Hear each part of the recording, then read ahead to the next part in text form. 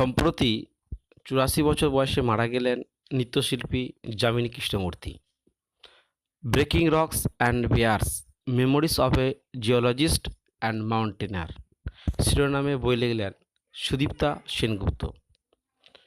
2034 সালের শীতকালীন অলিম্পিকই অনুষ্ঠিত হবে আমেরিকার সল্টলেক সিটিতে। সাউথ আফ্রিকা টোয়েন্টি ক্রিকেট লিগের ব্র্যান্ড অ্যাম্বাসেডর হিসেবে নিযুক্ত হলেন দীনেশ কার্তিক।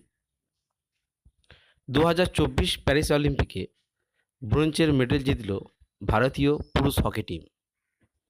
প্যারিস অলিম্পিক 2024-এ রুপোর মেডেল জিতলেন জ্যাভলিন থ্রোয়ার নীরজ চোপড়া।